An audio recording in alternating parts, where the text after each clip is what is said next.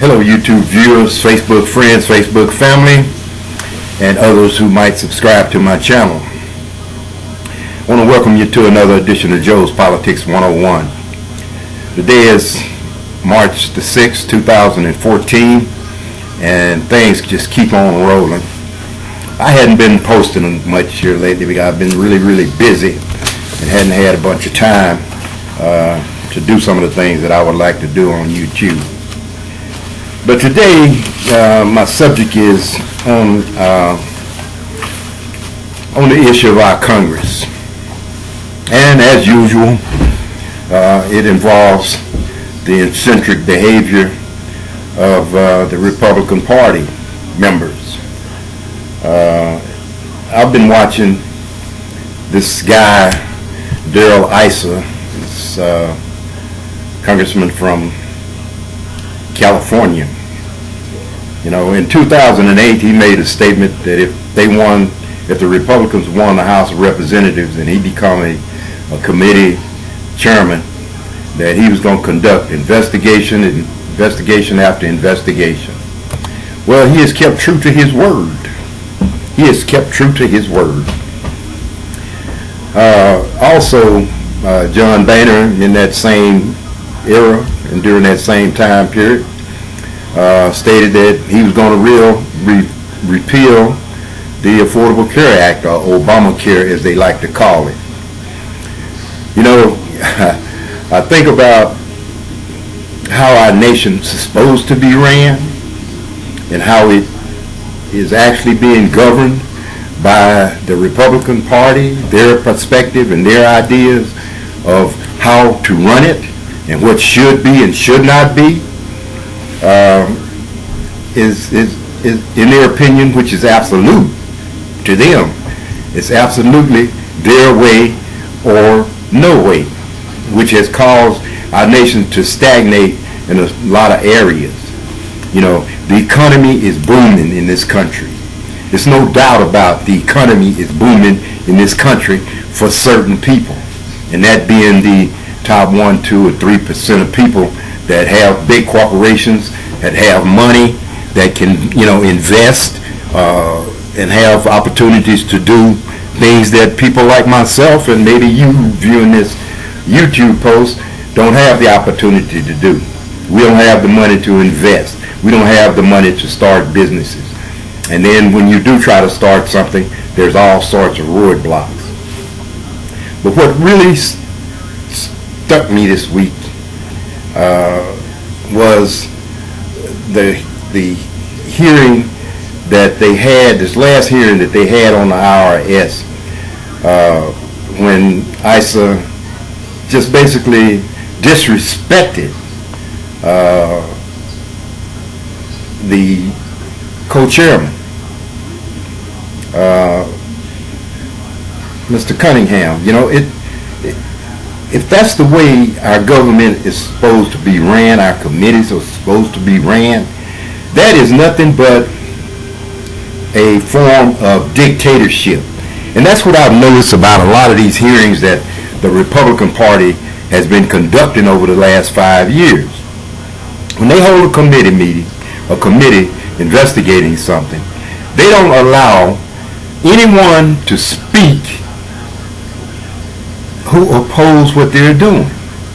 You know, that I saw on television and in the films of what Darrell Issa did to that, his co-senator, his co-chairman, was absolutely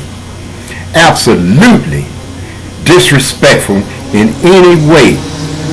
But you know, that brings back that old thing about how people treat certain people. And when I say certain people, it's how white people treat Afro-American people or black people, or however you want to, whatever phrase you want to use.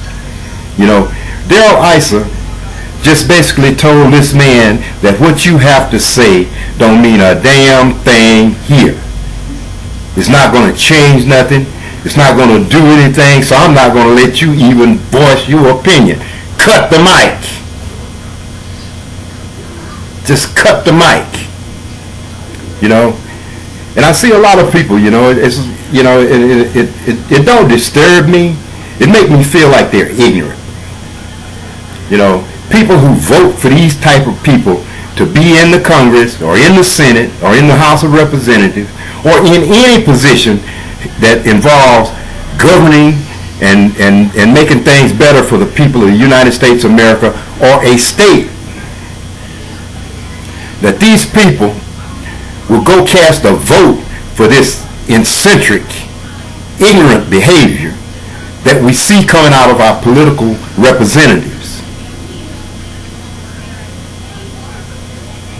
I mean, how do you not understand the difference between right and wrong? Is that where your mindset is? You know, if the United States, for some reason, seem to be trying to return to the Jim Crow era, or the times when we excluded people. You know, and right now the Republican Party wants to exclude a lot of folks. They really want to exclude a lot of folks. They want to exclude Afro-Americans. They want to exclude Hispanics. They want to exclude women.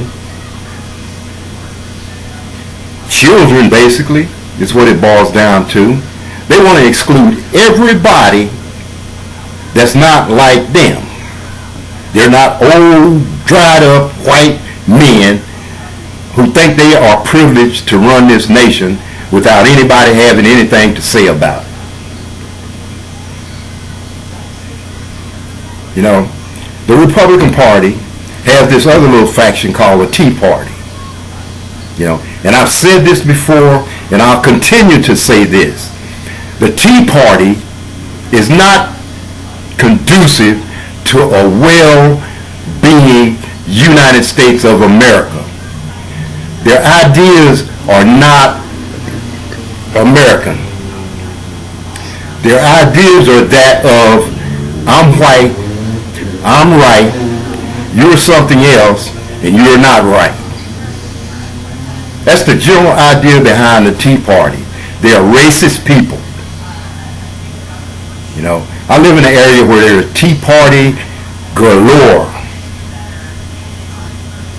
You know, nobody's going to ever admit to you that they're racist.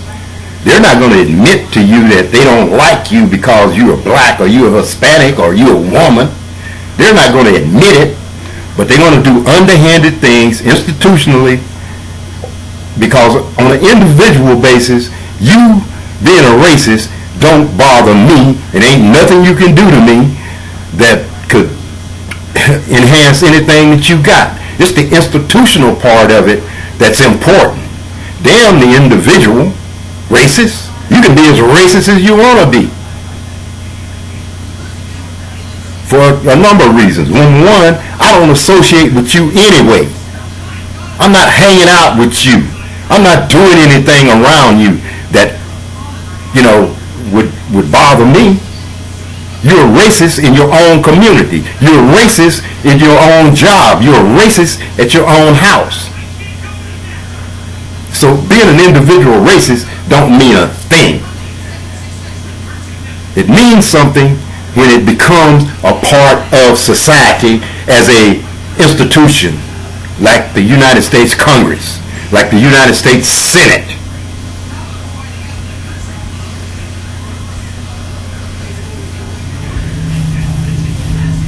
America, it is time,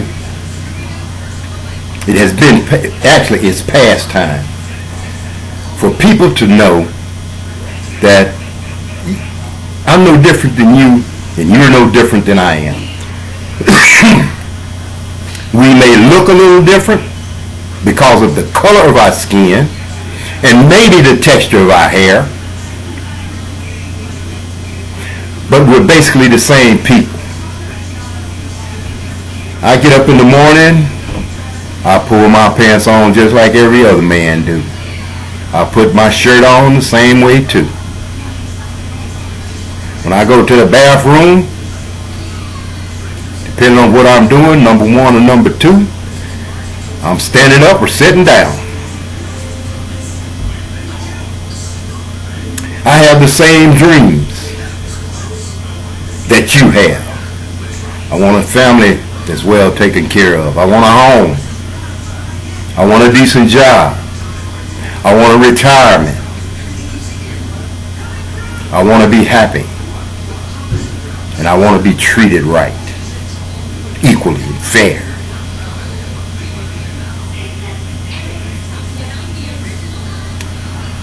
Maybe unlike some people in the Tea Party and some of these other, ideas that people have that, I can do it all by myself. I don't buy that. I pay taxes. I don't mind paying taxes. I don't mind paying taxes because those taxes pay for the people who provide the services and the security and the stuff that I need in my community. My children's education, the police officer, the fireman, the EMS. Those are things that the government provide for people to be able to do and have some security in their life. There's Tea Party people talking about taxed enough already. Your ass ain't taxed enough. You're using and you're leeching off of the government every day while you're talking about you're taxed too much. You're getting most of that money back through some form or another. You look at the senators and the people that's in the Congress leeching off of the federal government. Their paycheck is federal government. They go out and invest in things that they vote on. That's leeching off the government. Most of them have been there all their living life, adult life. They never had nothing else to do. Many of them have never ever set foot in a military uniform or outside the United States on any mission of war.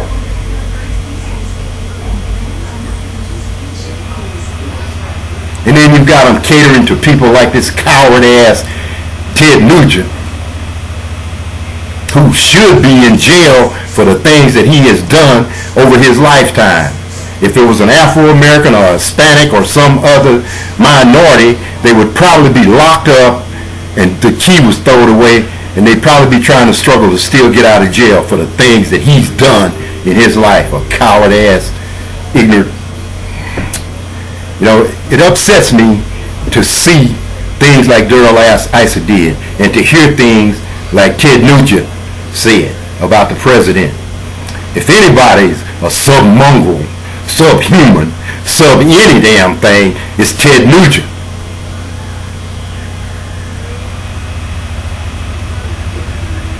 And this dirty white man, Daryl Issa, is almost right there with Ted Nugent.